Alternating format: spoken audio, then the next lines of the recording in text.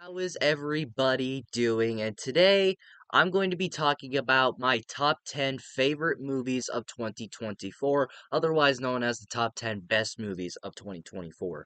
Now, this is a list that where I pretty much take the 10 movies that I loved or I had the best experience with of the year of 2024 and I gather 10 films and I all rank them. Now, these movies aren't from like number 10 is like the weakest of all of them.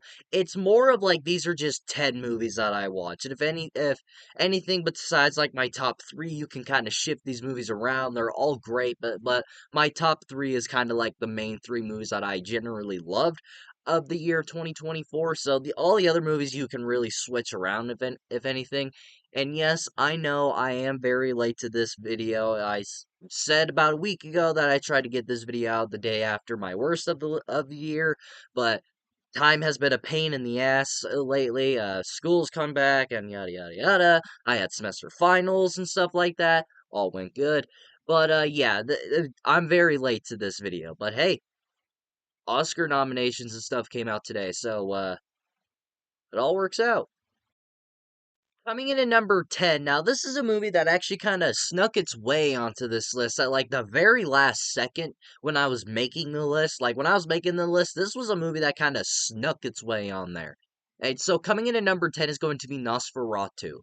Now, this was a movie that when I first watched it, I liked it, but I didn't know if I loved it. Like, it was a very well made movie. Cinematography wise, it's brilliant. One of the best shot movies like of last year, one of actually, if not the best.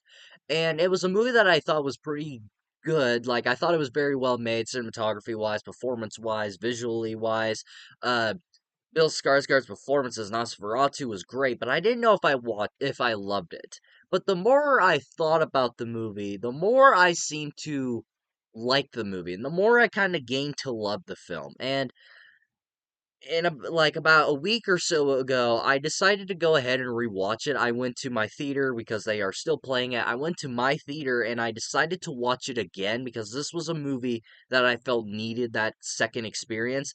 And this is a movie that you need to watch twice because I liked it the first time I watched it, but now the second time I watched it, I loved it. This is one of my favorite films of 2024 because this is a movie to where when I first watched it, I liked it, but now that I've rewatched it for a second time, it is great because knowing what I was going into this time, knowing the type of experience and this type of film that I was going into, and what this movie was going to bring me, I loved it this time. I generally did because everything I liked before it just became better. Visually wise, it is a fucking masterpiece.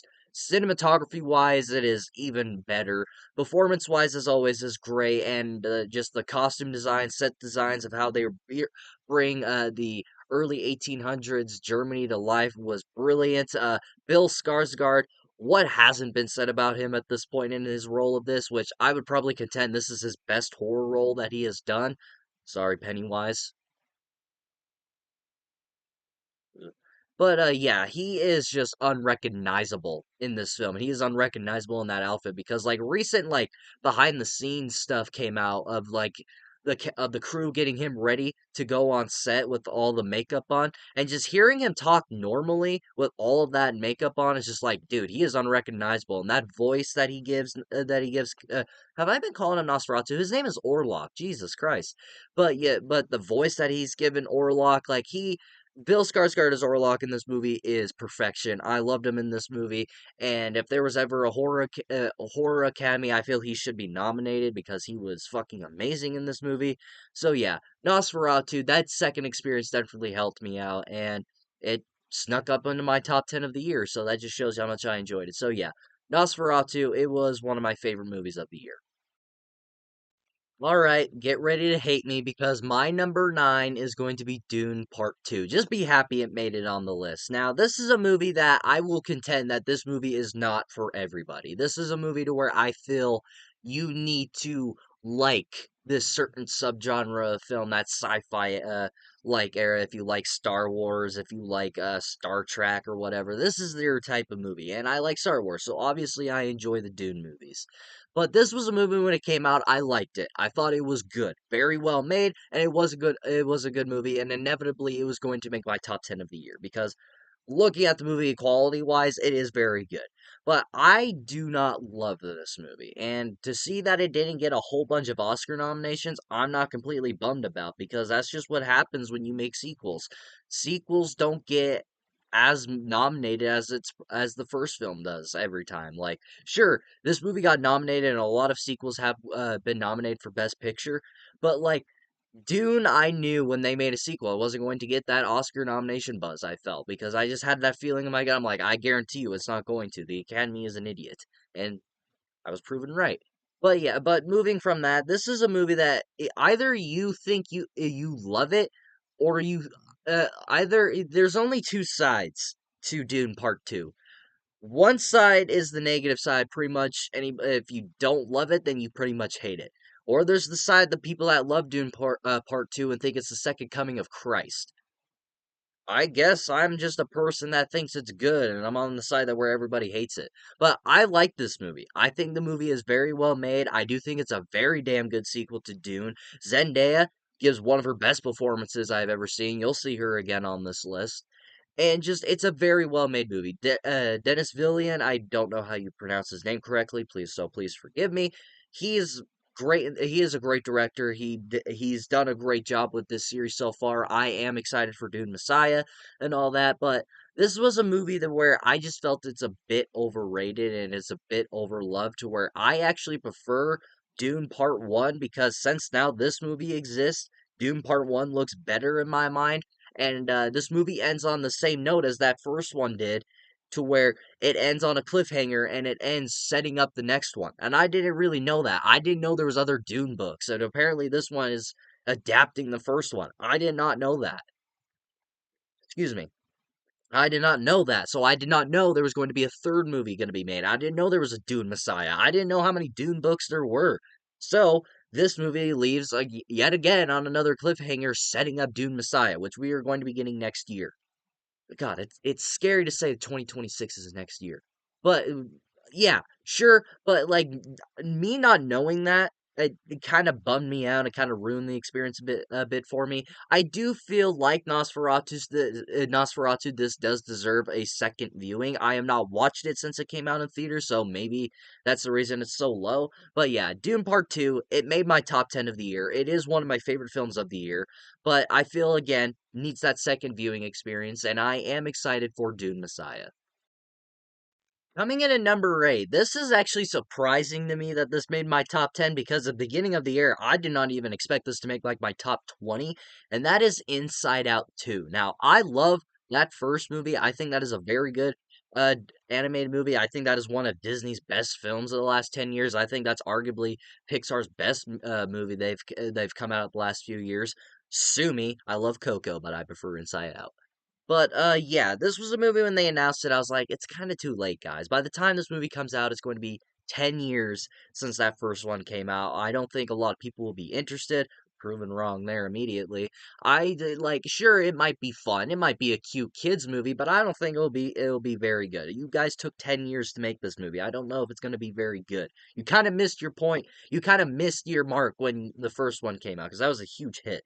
But let alone that it made my top 10, to where I freaking loved Inside Out 2, to where it was one of the best Pixar movies I had seen in a long time, because Disney and Pixar, they were still kind of there. They were still putting out good things, but they used to be up here, but then they kind of dropped a bit. But now, since Inside Out 2, I feel like they have kind of gained their momentum. I think they're gaining momentum. They have a new Pixar movie coming out this year called like Elio or something like that. So I feel that if they can make that movie a huge hit, then I think Pixar got its momentum back.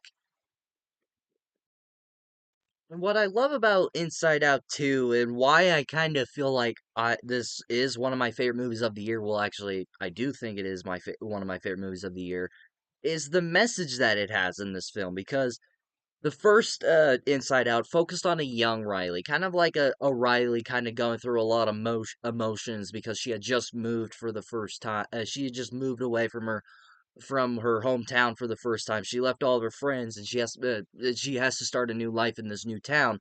And now we catch up with Riley in her teenage years, and now she's kind of going through uh growths, kind of what a teenager goes through with um with puberty and stuff like that, and kind of gaining new friends, going to a new school and all that. Like it captures the teenage life very well, and that kind of grabbed at my heart a bit in this movie because when this movie came out, it was during the summer, and during the summer I was going to be a freshman. I was going to high school for the first time. I am currently a freshman, and going to and becoming a freshman for the first time, going to a new school is kind of scary, and people my age might be nervous, and that just really spoke out to me because what this movie showed me when it was coming out, and to go into this new and become a teenager and go to a new school and possibly meet new people really told me that everything was going to be okay. And I don't, again, it's kind of like a personal thing with me in this movie, but it just really grabbed at my heart a bit, and to where it felt like the directors and the creators of this movie knew the audience going to see this, and they knew the audience when the first movie first came out were still kids, and now they're probably in their teenage years. So they probably knew that, and I'm hoping if we get an Inside Out 3, that Riley be in her mid-20s like all of us will be that when the first one came out. And they'll have that message going into your mid-20s, coming out of high school or whatever. Like that's what I'm hoping for an Inside Out 3. I'm hoping they make one every 10 years now, because it will have a good message then, and it will have like that feeling for the audience to where they can understand the movie completely. Like us as kids, we understand the first Inside Out with Bing Bong losing our imaginary friend and going through all these emotions moving.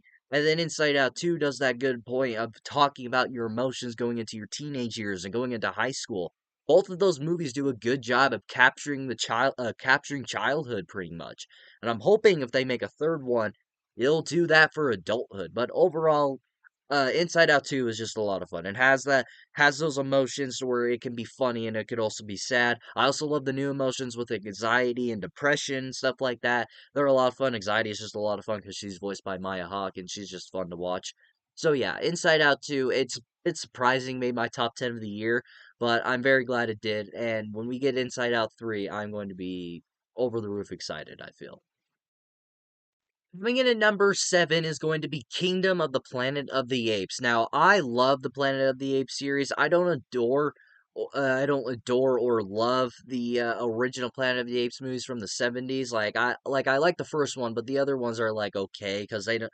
That's just not the Planet of the Apes I grew up with. But I loved the Caesar trilogy with Rise, Dawn, and War. Those are some of the best movies of all time in my mind. Those are all easily 5 out of 5s in my mind. They're all perfection, and that is just hands down the best trilogy we have gotten in the last 5 years in my mind. That is just one of the best trilogies. And when they announced this new trilogy, a new reboot-ish sequel series to that trilogy, it had a shit ton to live up to, because that other trilogy with Caesar was perfection from beginning to end. It was just one of the best trilogies and some of the best movies of all time, excuse me.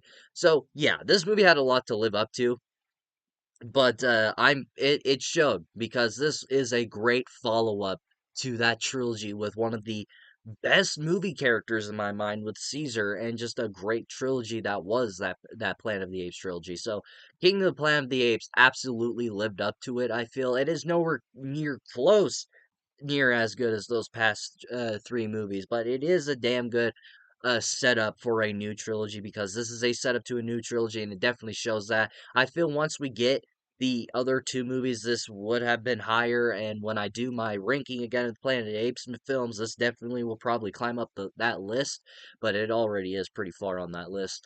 But yeah, so I really enjoyed King of the Planet of the Apes. It's a damn good follow-up to that trilogy, and I just really like everything they're setting up. There were a few things that were a bit of bummer, like the main guy, um, Primus Caesar or whatever. I think that's was his name, or something like that.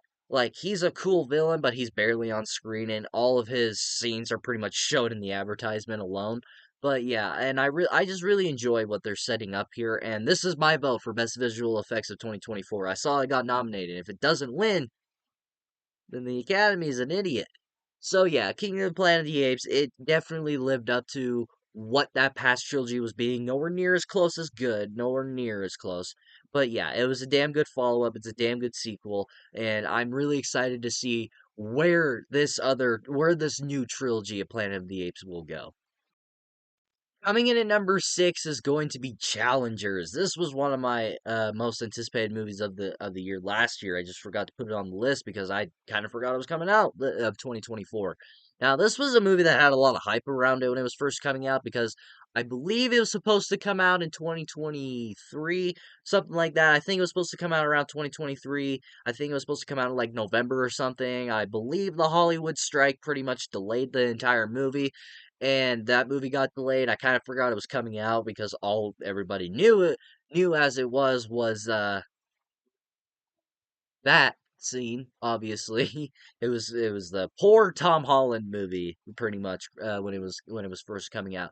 But it was a movie I didn't really know about. It was a movie that I was like, oh, okay, that so it's just that kind of movie. I don't know if I have a bunch of interest in that. But then I forgot it got announced because I didn't even see a trailer until like February of last year. I was like, well, this movie's still coming out? Wasn't it supposed to come out last year or something like that? But I didn't know. But I saw the trailer. I was like, oh, it is so much more than the poor Tom Holland movie. This looks like a good tennis movie. This looks like a good sports movie. Like this movie looks interesting. Like this movie looks like it could be good. And then I found out it was coming out in April. I'm like, what the fuck? When is this movie coming out? I kind of forgot this movie existed. And then when it finally came out, I loved it. As you can see, it's in my top 10 of the year. I love Challengers. This is one of the best sports movies that we have gotten in a long time because this movie, like Inside Out 2, when I was talking about messages, this movie has a great message. And because I kind of like the social commentary that it's going after as to where what one woman, what one girl can possibly do to a man's friendship. Because you get these two buddies that are friends, they both love tennis, and Zendaya, who's this really popular tennis player, who's pretty much like the best at it, and they want to kind of learn from her. They kind of want to do things with her, but they both want her, so they kind of try to share her at some point. But like what this movie does, it does a good job of expressing sexuality, and it does a good job at showing kind of relationship abuse. That is what this movie's about because Zendaya and these characters, they are not likable whatsoever. These are shitty characters. These are not likable characters whatsoever. But they are so much fun and so interesting, and you're really interested to see what they will do throughout the movie. And just that's what this movie was kind of known for. And I felt what they did was great, and they had my attention from beginning to end. Sure, this movie's definitely not going to be for everybody. I know that. I know a lot of people said they watched it and they said they didn't care for it. I respect that. This movie's definitely not going to be for everybody, but it definitely worked for me. The performances by all three of these actors were great, especially Zendaya. I felt she was robbed of an Oscar nomination this year. But like in the that final scene to where it's just those two playing tennis, and it leaves on the note that possibly both of them have moved on from her, and Zendaya's character is proud of that. Like that she's proud that they want to move on and they want to stay their friendship. Again, just has a great message, and I love what they're doing. Coming in at number 5. Now, this is a movie I did not expect to make my top 10, let alone my top 5 of the year, because number 5 is going to be Hitman. This was a movie that I had heard buzz about. I had heard people talk about the movie. I believe it was Sean Chandler who had really talked this movie up. He was the only person that really had me interested, and the only person I was just like, who's really talking about it. I'm like, I have no idea what this movie is, but this guy seems really excited for it. And so this was a movie I heard was going to Netflix. Netflix movies aren't very good. Let's be honest, they're not very good anymore. When they were first coming out, they were the top of the fucking pillar. So when I heard a Netflix movie and Glenn Powell, I like Glenn Powell, but I don't know what this movie's gonna be. The concept sounds great, but Netflix movies never execute on it, so I don't really have a lot of interest in it. I didn't watch it when it first came out because again, don't have a lot of interest in it. Netflix movies don't capitalize on great ideas. And I had heard a lot of people on Twitter, obviously. A lot of people were saying it's one of the most fun movies of the year. It's one of the best movies of the year. And I was like, okay, I'll check it out. My parents were both out of town. I don't remember what they were doing, but they were out of town. And I was just like, you know what? People are talking about this Hitman movie. I might as well watch it while I'm home alone. And I love Hitman. This movie is the only reason this movie's in my top 5 is just because it's fun. This movie's just a lot of fun because Glenn Powell, this movie kind of cemented himself into that Hollywood Walk of Fame in my mind because this guy is just a rising star in Hollywood because everything this guy did last year with Hitman and Twisters, and he was in Top Gun Maverick, and now he's going to be in the Running Man remake. Like, this guy has up to a great start into his career, and I am so excited to see where he'll go next because this guy is great in this movie. This movie's a lot of fun. The comedy is great. I felt even some of the small action stuff that we get in this movie was just a lot of fun. Like, if you're ever just looking for like a fun date movie in a way, this is it. Because if you're like, if you're home alone, it's late at night and you're with a date possibly, and you want to watch a movie on Netflix, I would recommend The Hitman because this movie is just a lot of fun. You'll have a great time with your partner or maybe your friends because this movie does seem like a date movie because what it does with Glenn Powell, and he meets this girl that wants to hire him to kill her husband, but like he's not an actual hitman. He works for the cops, and he's an undercover cop pretty much, and he does this job just because he's really good at it.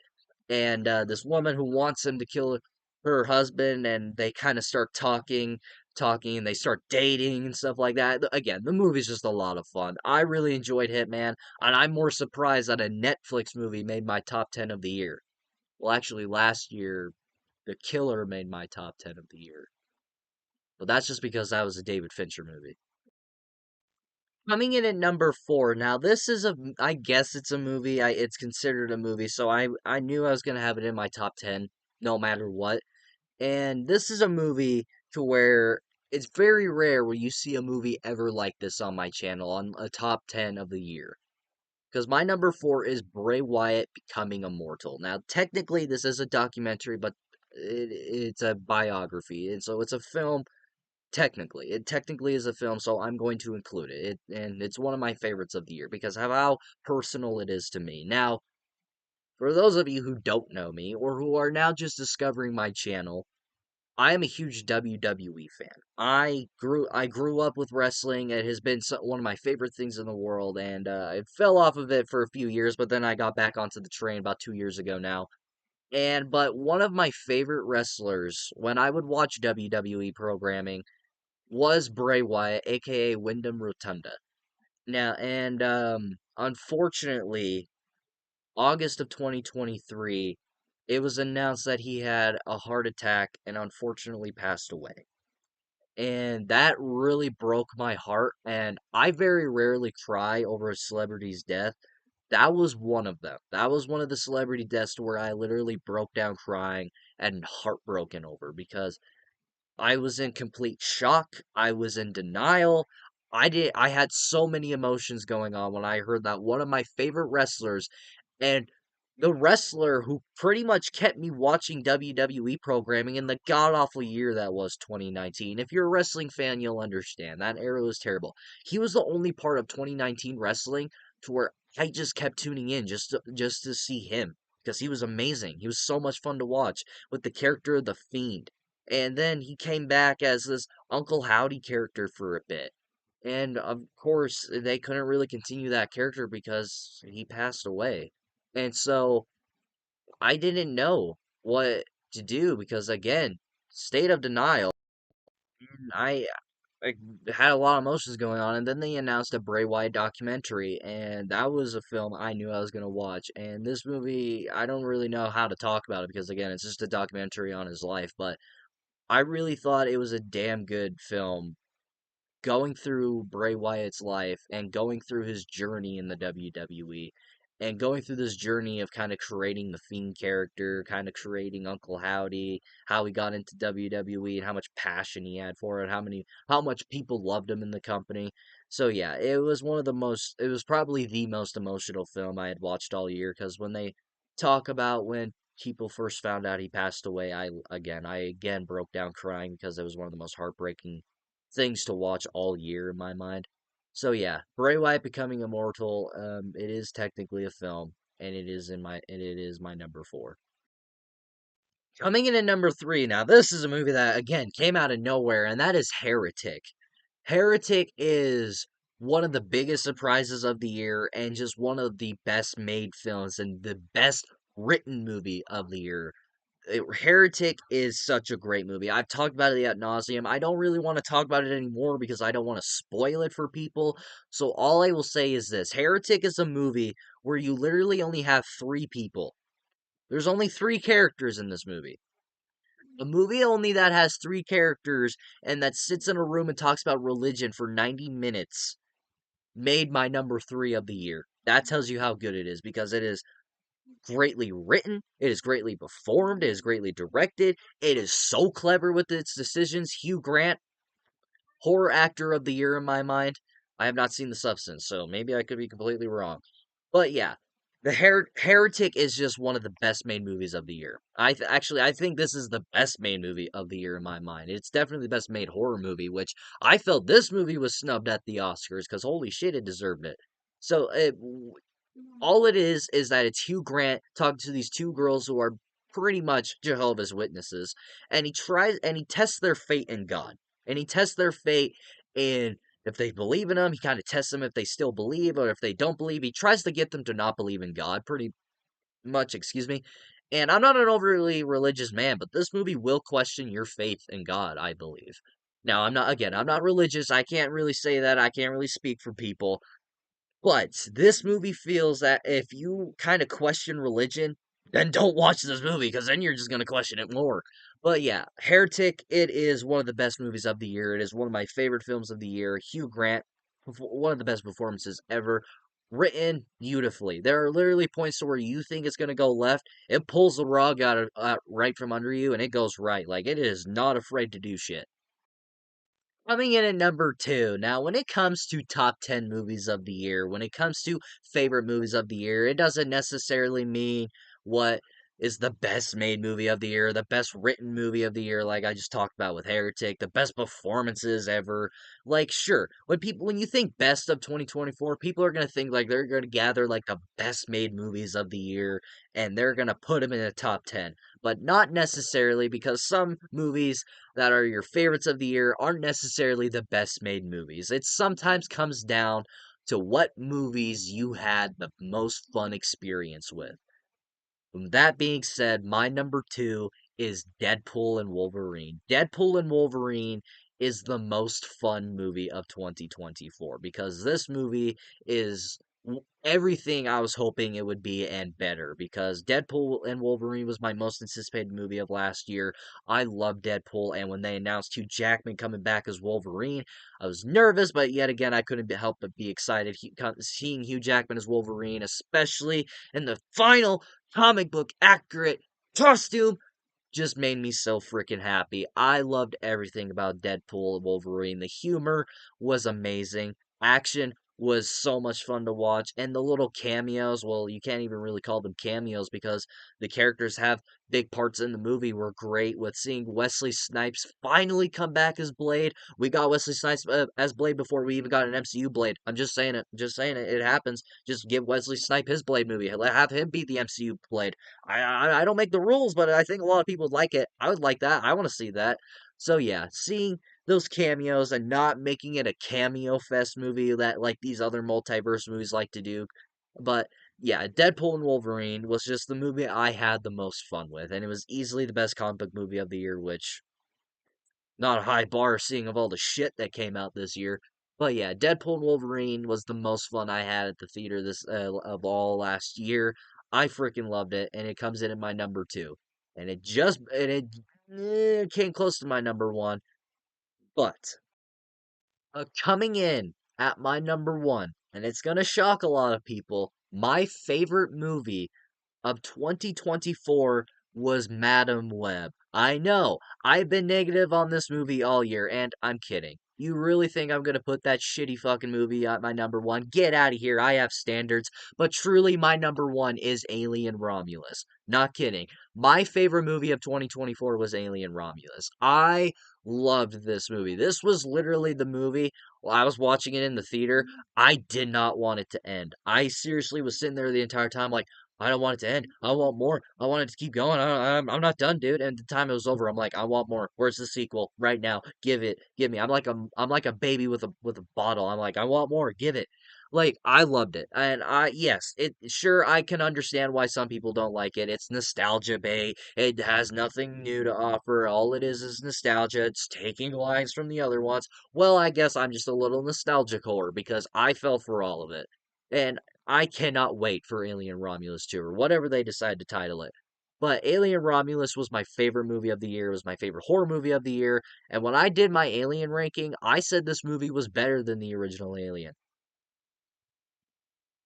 I stand by it. It has been like 4 months since Alien Romulus came out, and it's been 4 months since I did that ranking. I stand by it. I stand by that, and I probably always will. And I am so excited for the future of Alien. Disney is doing great with both Predator and now Alien. I cannot imagine what else they can be doing. I'm so excited for the new Predator movies, all the new Alien movies coming out. I am so freaking excited for the future of Alien, and I completely trust Disney right now, which is not something I would thought I would ever say in my life. Thank you all so much for watching my favorite movies of 2024. This is a list I always love doing. I always love talking about movies I love, but we are not completely done with my end of the year rankings just yet because hopefully tomorrow or Monday we shall see. I will have my most anticipated movies of 2025 out. So look out for that, and that will be the end of the 2024 end of the year rankings. But thank you all so much for watching this video. If you liked it, if you like this video, like it. If you love to subscribe to the bell notification so you will get notified for all my latest videos.